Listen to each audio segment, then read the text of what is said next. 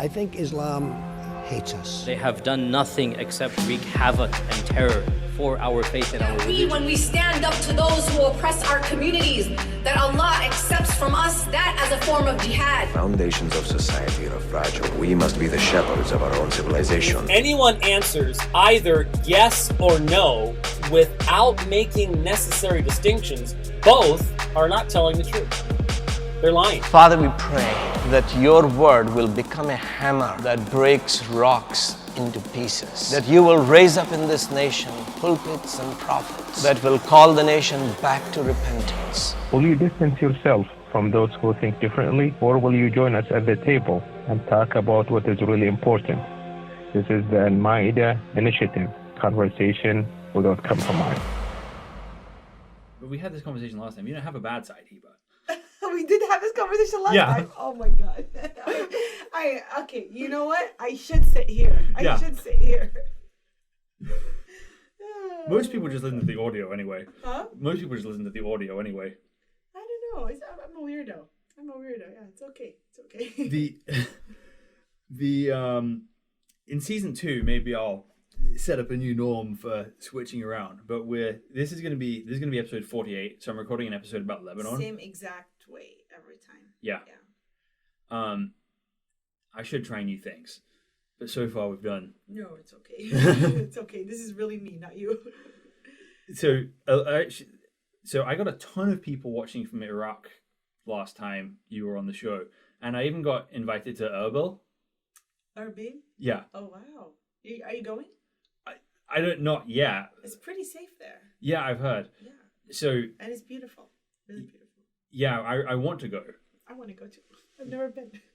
We should make a Maida road trip. So I have another guy who wants to go as well. Yeah. So after you, we did like 7 more episodes about Iraq in the end. So I got invited to Erbil because of the show we did, and they said, "Oh, we should do an Al Maida event in Erbil." Yeah. And then I found a guy who. Well, I had this really crazy thing happen because this was Syria technically, but on a while ago when Erdogan invaded Kurdistan, I was thinking, okay, we've got to do an episode on Kurdistan. I don't know any Kurds. And then the next day, I'm in a coffee shop, and this child waves to me, and I'm like, "How old is your daughter?" It's a son. "Oh, sorry. How old is your son?" And she's like, "He's 1. "Oh, great. I have a 1-year-old as well. What's his name?" "Apo." "Where's that name from?" "Middle East." "Where in the Middle East?" "Kurdistan." Ha ha! Nice. Yeah. And so it's like, and I'm like, okay, well, perfect, because I'm doing a podcast, and I was looking for some Kurds to come on the show so we can talk about the situation. She's like, this is a crazy coincidence, because my brother works as a full-time activist on behalf of the Kurds in DC, and he'd love to do the show with you. I'm like, perfect. That's awesome. Then Saturday, that same week, I am in like this church men's group day, and there's this free chair next to our community group, and this guy comes down and says, "You mind if I sit here?" I'm like, "Oh, no problem." And he's like, "Do you mind?" I was like, "Where did you work?" Like, "Oh, I work at Airbnb." "Well, how long for?" 2 months. "Where were you before that?" "State Department." "Where were you based?" "I was based in Kurdistan." Oh, that's crazy. But he was in Erbil, Iraqi Kurdistan, and so we did an episode about his experience with the U.S. State Department in Iraq as well. And then as he's leaving, I said, "Well, this will go out Wednesday unless something like catastrophic happens and we start World War III." And then that evening, the U.S. assassinated Qasem Soleimani.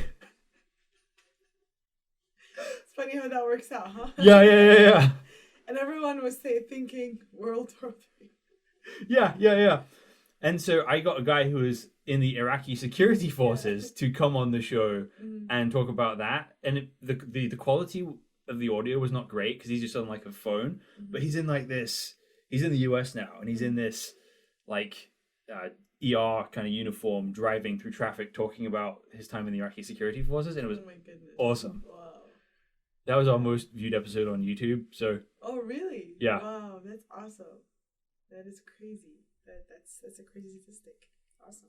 Yeah, so I feel more invested in Iraq than a lot of places now because of all these people I've met, all these listeners we've got in the podcast. So that's pretty awesome. How are things going over there right now? Well, things are pretty bad because of COVID-19.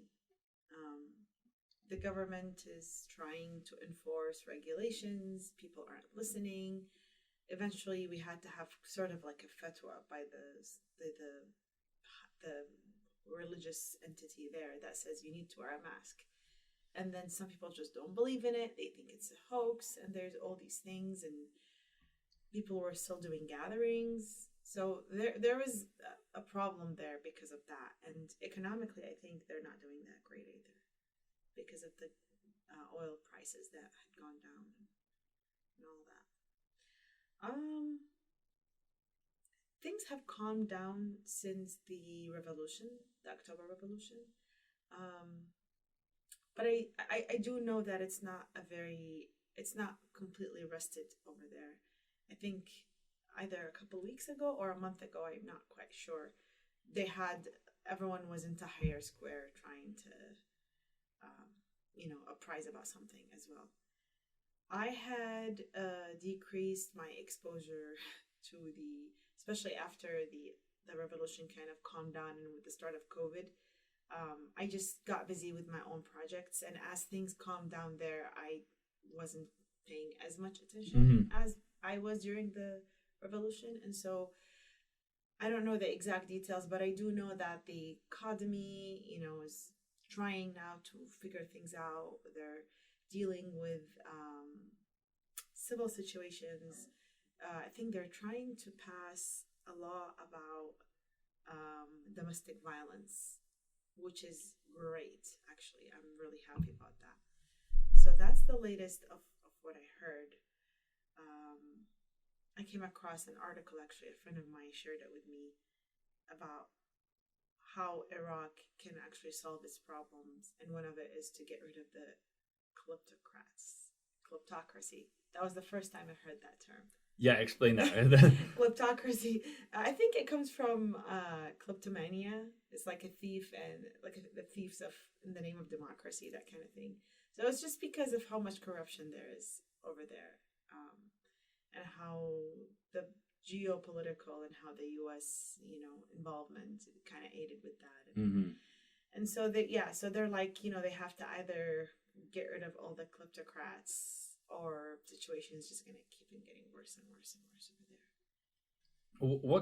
there. And I think what you have there is digging into this is it seems like in the Middle East in general, people talk about there being a unity of church and state, which is true, or a mosque and state, but also you have the unity of family and state as well, which it's like in Iraq, the way that seems to have worked out is if you have a family and somebody say you have some guy has a nephew who's not doing very well, dropped out of university, they might be, okay, well, let me get him a job in the store I own, which is a great thing. That's what families should, it's good for a family to do that for another family member. Absolutely, yeah. And it's entirely your prerogative to do that as the owner of a store, that you think, okay, he might not be that great, but he's family, I'm going to help him, and I can help him get ahead in the world, and I'll take the loss myself. Yeah. Which is a good thing. But when you combine that with the state, it's like, oh, my brother's son is a little slow, let's make him a colonel in the army. That's kind of true. Yeah, you're right. That's sort of, I think in Iraq, they fell into that somehow. And in a way, Saddam's regime sort of did that. Yeah, of course. So I feel like it's just another face to the same coin, where we have, the militias, right? The whole getting rid of ISIS gave birth to all these militias that started to rule the country, that were gathered in the first place in the name to get rid of ISIS. And it's a whole mess. Yeah. Yeah, it's a very complicated topic. And I'm certainly not educated enough to give you like really good answers, but that's as far as I have collected from reading, I mean, that article I was just referring to, I think it was written on the New York Times. Something about Iraq and kleptocracy. So I think if you Google it, you'll find it. And that article sums up a lot of things that are happening in Iraq and how the past led to where we are right now in terms of economy, politics, government, corruption, revolution, all of that. So you've done a couple pieces of art on what's going on in Iraq. How did? Well, my first solo show was about my experience as a child during the Gulf War. And that show was called Atari Pains. And it was mental Polaroids of the Gulf War, my experience as an 8-year-old there. And that was back in 2018, March 2018. I did it at A&T Gallery in Seattle Center. And that was my first time painting about Iraq. I started painting about my very first memory of what was happening, which is my grandfather getting a signal on his radio, sitting by the window watching the bombs fall on Baghdad, to me recalling the events, to a mental Polaroid of me building little sculptures out of shrapnel in front of my house, another mental Polaroid, an emotional Polaroid of us standing in line trying to buy gasoline as kids. Everyone in the family had to do something because it was just chaos everywhere. And so sometimes we were sent to stand in line to buy gasoline for the little heaters that we used in the home. So that was my first time. And then my second time was one of the paintings from the Atari Pains. It was called The Gulf War is a Piece of Cake. I had built up on that when the zero tolerance policy upheaval was happening. That I think it was 2018, the same year. I think it was around July, end of June, July. And then I added President Trump on it, his son, and I added a bunch of other kids who are victims, and it became sort of this moving painting. And then that painting got entered into a competition at Liverpool, and then it won first place. And then The Stranger wrote about it, and it was at the Seattle Center, and it was basically trying to criticize how the real victims of political agendas sometimes are children.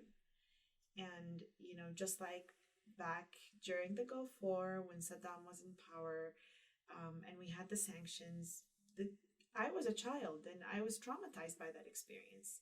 So drawing a parallel between that and between the zero tolerance policy about immigration and children that were sent to detention, and some of the victims I remember one story of a parent hanging himself in the jail cell because he didn't speak the language, and it was all these very heartbreaking stories about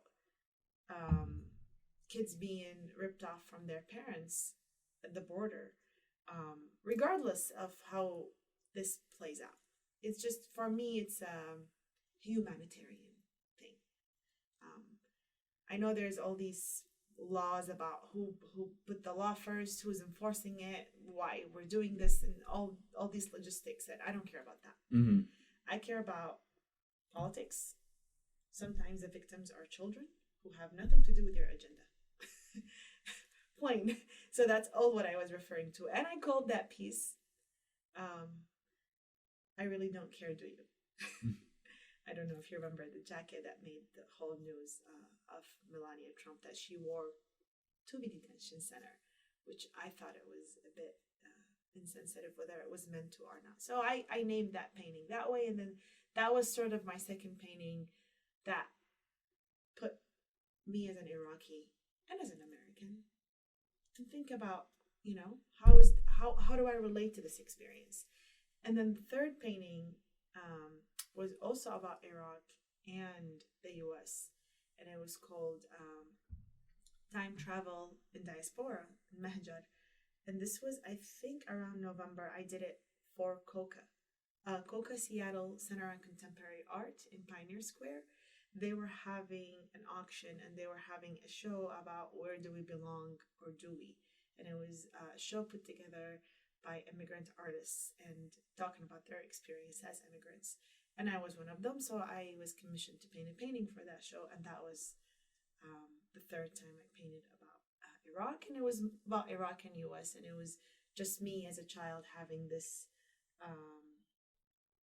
It's a painting that is split in half, and one person is looking at how when I was leaving Iraq, we left by a bus in '94, and the other painting is looking at the Capitol building in the U.S. and there's President Trump there, and it has some symbols in it, but it was about what if I had immigrated during this time when all of the policies about zero tolerance policy for immigrants, and what if I had come here with my mom and then I was taken away from my mom, the only security blanket I have as a child, how would I feel? So that was the time travel portion of it. And then I didn't really paint about Iraq after that until the October Revolution, when it happened. And the spark for that was the tweet that Blackhurst, I think her name was, Jeanine Blackhurst. I don't know how to pronounce her name properly. I can never get it right. But she's pretty much the UN representative for Iraq. And she made a tweet during the time when young men were getting shot in the head with the tear gas bombs. So what they were doing, instead of shooting the tear gas bomb on the floor, they would aim at their head, and that's how they would get them killed. And so during that time, when we were losing a lot of young men, she had tweeted about Iraqis need to go back to their homes because this disruption to the economy and the oil benefits of Iraq. And we were just like, what? Don't you see what's happening? You're supposed to be the UN. You're supposed to, advocate for these people. And now you're talking about oil. And so that had, gave me the inspiration to paint kind of a dialogue about what's happening. And it was like a Polaroid again, a mental Polaroid of what was happening in my head while she's, waving her arm, talking about the benefits of oil and Iraq's economical situation, while we're having young men and women getting killed. They're sacrificing their life to build a better future for the children of Iraq. And so that was that one. I've this theme of children is interesting because that's often the way I think about Iraq, in that I go around in my head politically a lot about what the solutions are, but one thing I am convinced of is the US has a tremendous responsibility in Iraq. Mm-hmm. And the best analogy I can think of the situation is almost like modern Iraqi society is like the illegitimate child of America. Like, that's funny. Like, they shouldn't have been there. Yeah. But now there's a kid, right? Yeah. And you can't unmake the kid. and then so the Iraqi government is like the mother. Mm. And then Iran is like the shady drug dealer boyfriend who's like the dad wasn't like a great guy, but he has potential to do good things for his kids. Yeah. And he can't just let the shady boyfriend move in because that's both bad for the mother and the kid. and the kid's in the middle being like, would somebody help me, please? That's very funny. This should be made into a play. Or a painting. I don't know. I mean, it's really hard. A lot of times, and a really good friend of mine told me something the other day that I found was very original and profound.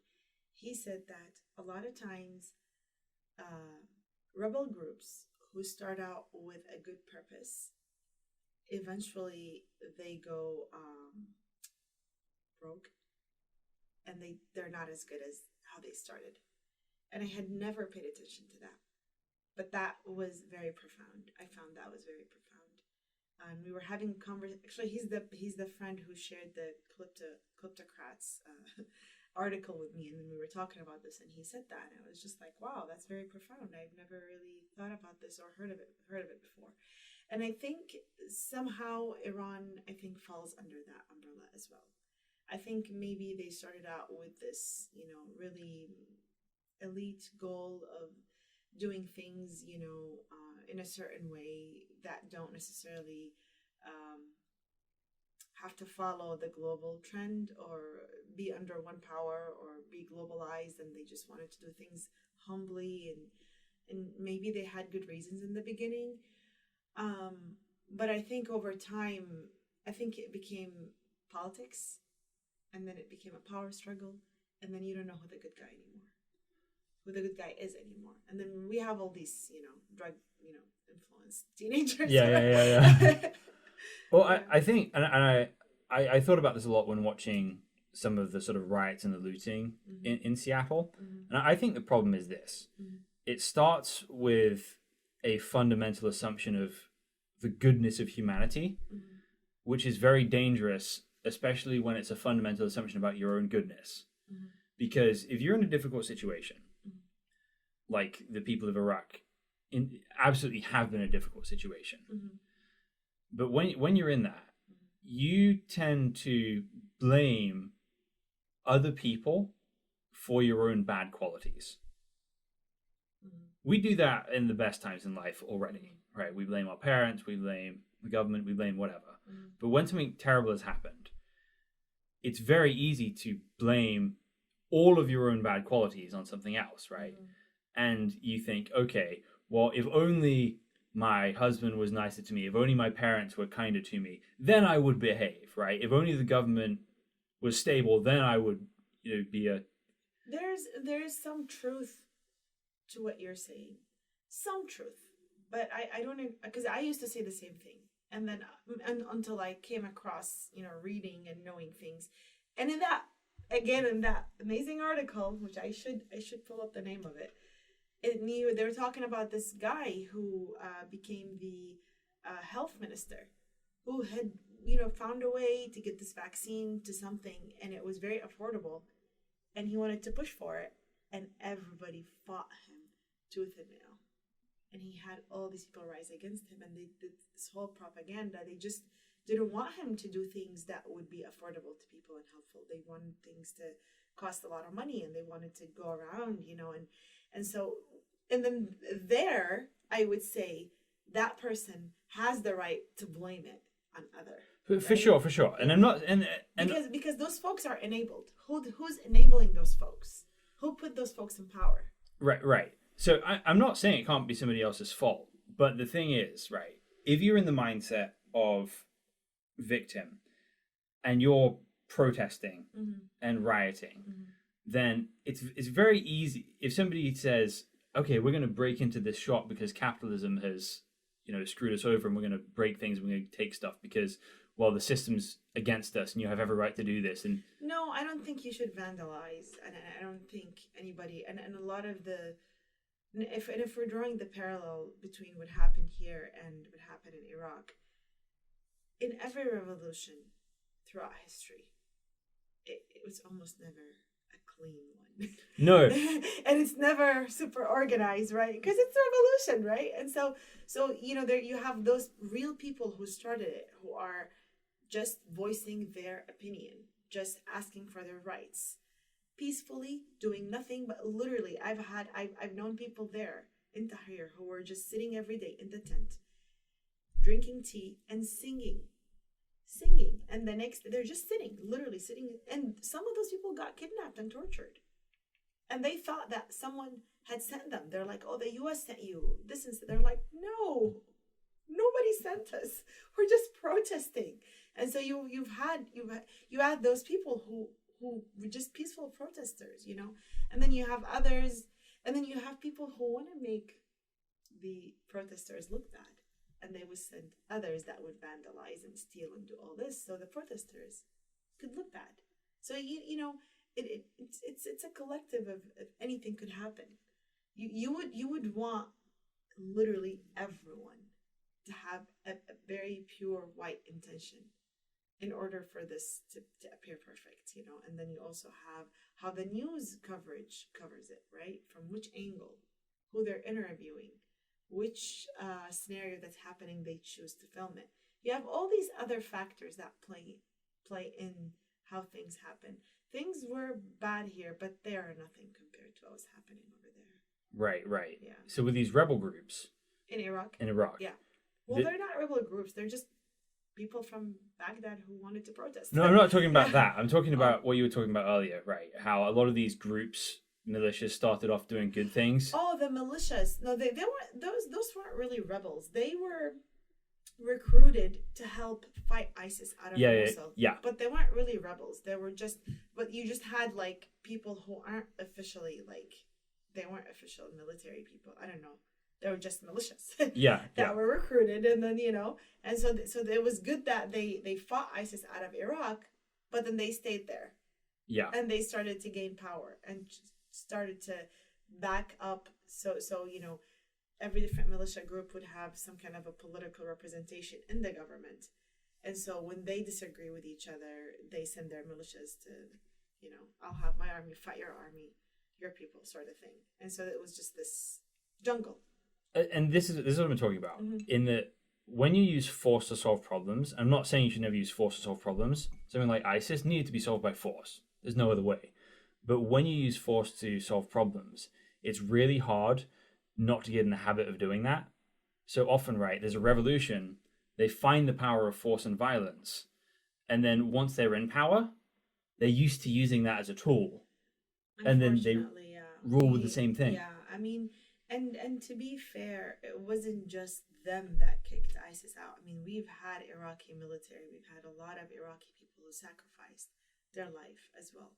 So it's just, I feel like it was a card probably used and abused by Iran to sort of reinforce their presence in Iraq. We helped you kick out ISIS, so we should have a say and we should be here. And pretty much Iraq became a battleground between US and Iran. Pretty much. Like it has been. Like it has been since the 80s. Yeah. Right? So, I mean, we're tired of it. Yeah. The US and Iran should find another island and fight each other on it. Yeah. And just leave the Iraqis out of it. We'll just rent some land from a country. Go somewhere else. So Get an island and fight each other. Rent some Siberia from Russia and be like, hey, you line up there, we'll line up here. We'll just duke it out, and now we'll go home as friends. And be like, you weren't so bad, guys. I mean, everyone in Iraq, people are protesting things that are basic human rights. Having the right to clean water and electricity and internet connection. They pay so much for internet connection. It's not even funny over there. It's so sad. The pollution. I mean, the environmental impacts from all these weird companies that open up without any. There are no government committees or things that are in place to do checks and balances of everything that happens. And so anyone can start anything, and you never know what the side effects of those things are. So the environmental impacts of all these startups and all these things and the wars, I don't think anyone had taken a close look at it. And we have rampant amounts of cancer in Iraq. Just all the wars and all the weapons and everything that happened there. So there's all these other impacts on the environment and on the people, and we have generations of Iraqis who grown up. I mean, my grandparents saw my grandmother, at least, she saw the kingdom fall, right? And then the other presidents after, and their fall, and then Saddam, and then the Iran war, and then Saddam, and then the fall. And then, it's been this very long, scary show that doesn't want to end. Literally, it's been this very long charade, I don't know how you want to say it, of this, from one power to the other, one president to the other, and it's just like, it's this bloodshed that doesn't want to end. Right now, it's probably one of the worst times, like the past few years, and now it's just really bad. So this kind of leads me to kind of the theme of the episode. So with with kind of all that going on, right, Uh-huh. and you having these inevitable links to that, Mhm. how do you? But you're also an artist and a mother and an American. Ooh. How do you? There's two options, right? There's two extremes, two sides of the ditch. Yeah. One being that you can kind of get so absorbed in it that it's all you ever think about and it's debilitating. Mhm. Then the other side of the ditch is just like, Check out. yeah. Completely. And I have to admit that I've swung both directions, and it's really difficult to find that happy ground. On one hand, that's my homeland. On the other hand, I grew up here.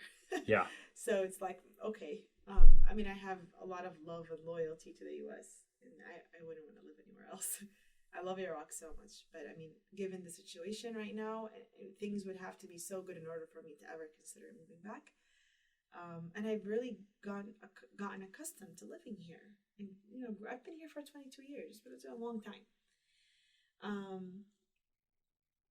During the October Revolution, I was extremely absorbed into what was happening.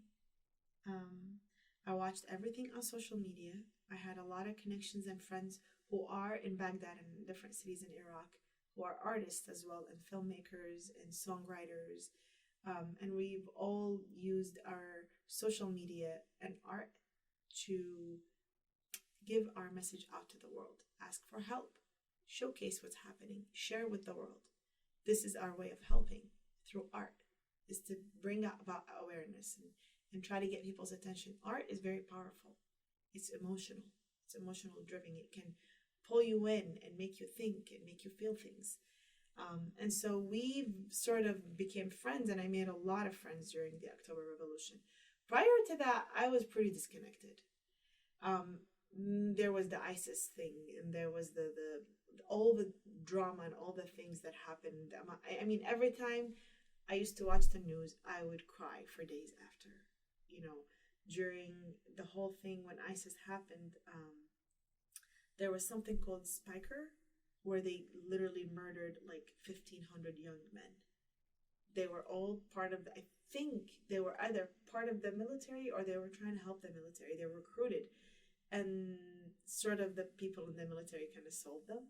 They gave them out, and then they were all murdered by ISIS. So there's all these things that happened that were so traumatizing. And it's traumatizing for me as an Iraqi who lives abroad. Then you start to feel that survivor's guilt, right? And then you're like, well, what am I, how can I help these people? This is my homeland. Imagine you're British. Imagine you're here and you see Britain being torn apart in front of your own eyes, and you can't really do much because you're far. Right. So it's hard. It's hard to see that, and a lot of them are young. That's why I talk about children, and this is so young and innocent. They don't know anything. They don't even know how to. And my childhood was hard. My childhood was impacted by the war too. I grew up in the sanctions. We didn't have food. Everything was closed up. It was just so difficult. And when we left Iraq at age 11, I saw how normal people live. Wow. Look at all these aisles of candy. I haven't seen that much candy before. Look, there's apples and bananas. Believe it or not, apples and bananas were a rare, thing to find in Iraq. They were for the very, very wealthy folks. And something simple like this, right? So Iraqis had to endure that for a long time. Children were deprived of food, And so the impact of war on children is very hard, because those children grow up to be adults, and then they will have their own children.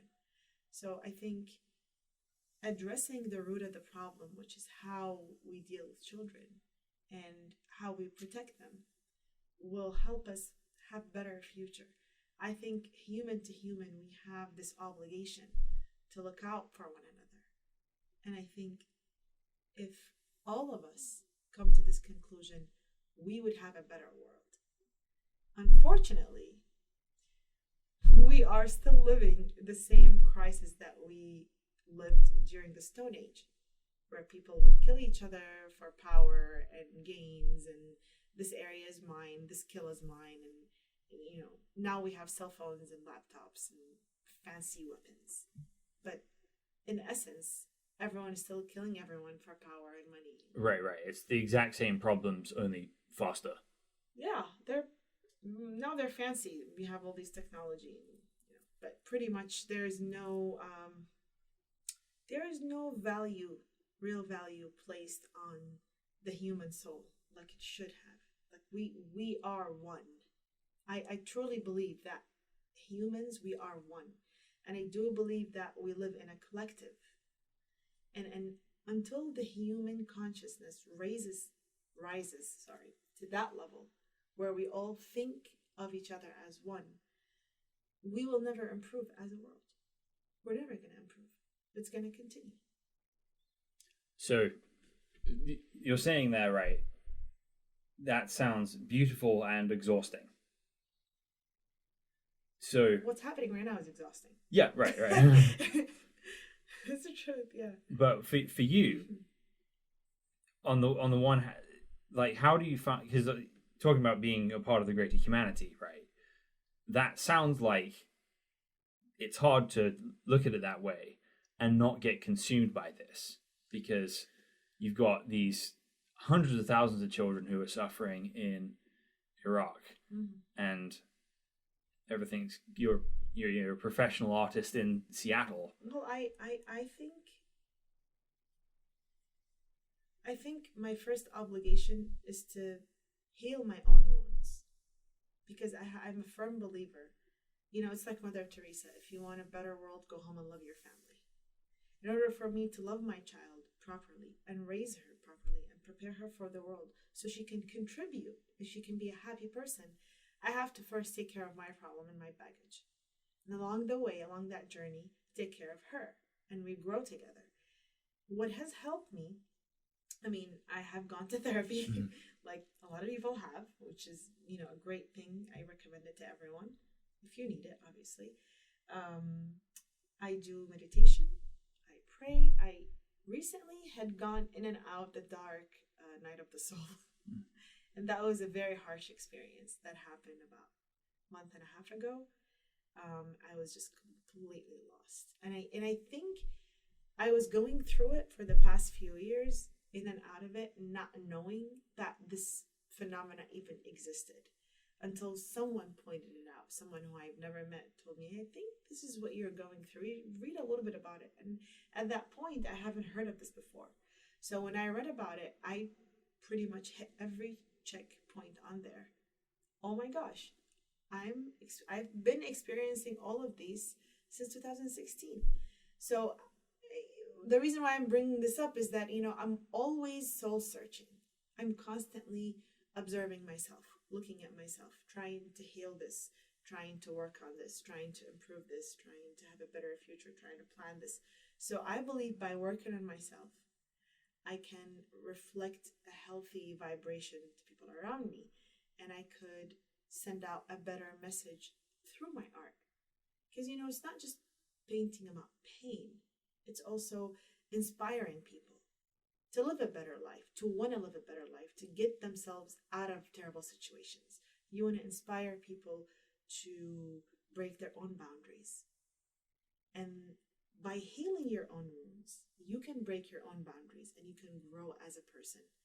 And as you heal your own wounds, you would be healing everyone else around you, because then you would be a better person who's able to deal with, let's say I'm at peace with myself and I have this very angry person who comes at me.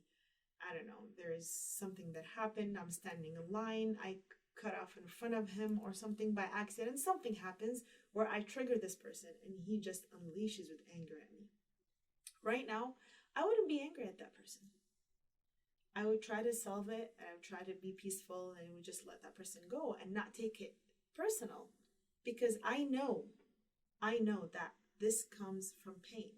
That person has pain on the inside. They need healing. Now, my reaction to them will make them go back home and think, why did this person react so peacefully to my aggression and anger?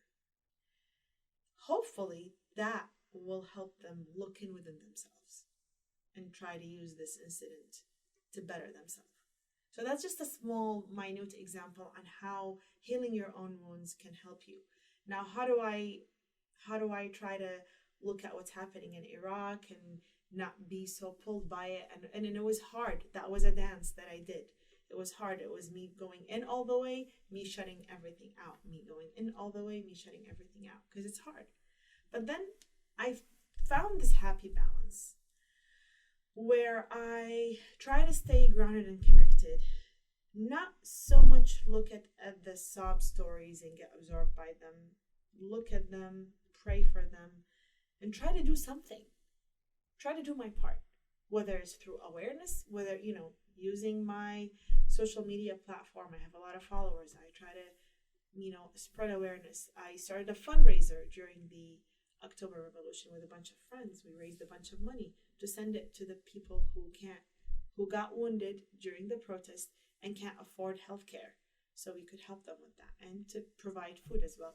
So giving back by buying all this expensive supplies, painting a painting that never sold and just sat on the wall, but that painting was talked about. That painting started conversations. That painting gave a meaning. That painting was in newspapers. It was on national television in Iraq. People talked about it, brought awareness.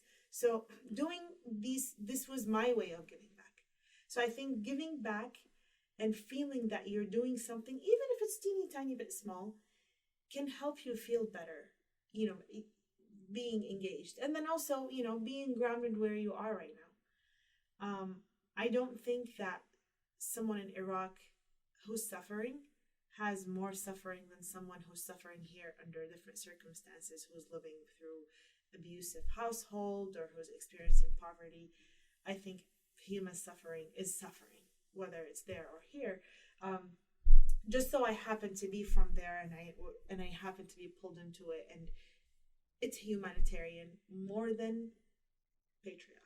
Yeah, if that makes sense. That totally makes sense. Yeah, like the way I try and think about these kind of larger issues, because there's an infinite number of issues you can, look at any country on the map, and you can spend your entire life just becoming miserable at everything that's going on. Even at a healthy, good country like the US, relatively speaking, you can do that, or England. absolutely. And so I think the first thing you've got to remember is that you're not God, and being on social media can make us feel like God. It can get us that little bit closer to being all-seeing, right? We can watch all the footage, we can know what's going on, and we can feel like, oh, I have access to all this, and there's so little I can do.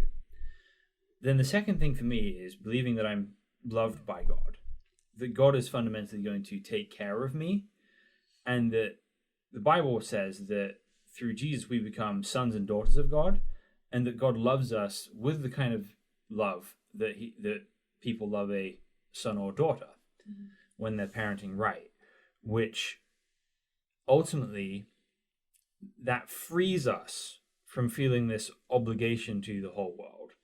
And the way that I think about it, and the way I think the Bible talks about this, is that God can deal with any issues he wants to in the world. He doesn't need me, but by participating in his work, in helping heal the world, in caring for other people, I get to participate in the good things that he's doing in the world. So I'm not pulled into it by guilt or, okay, you really owe something here, you really should do something. That I want to be listening for the voice of what the things God has given me to do. And like you, I believe that starts in the home, right? That starts with kids, and it's so easy. Your family, yeah. One of the interesting things that people said about Gandhi is that he loved humanity as a concept and hated people as individuals. And it's so easy to go there. And there's a story in the Bible. It's called the story of the Good Samaritan. I'm sure you've heard of it to some capacity. But the Bible's view is to love your neighbor. There's no command anywhere to love all of humanity, although there is the belief that all humanity is important. But you don't have the capacity for humanity. but you want to be looking for the opportunities God has given you to participate and to be able to jump into those. And like in Islam, they say the seventh neighbor, all the way to the seventh neighbor. Huh. Yeah. That's interesting. Yeah. So for now, we're out of time for the show, but you guys can join us for the after show, which will undoubtedly go for longer. So thank you for listening. We'll be back next week with another episode. Please like and subscribe for more content every Wednesday. It helps more people see these videos and join in this important conversation. If you want to see more of this conversation, check out the after show right here, or you can watch last week's episode.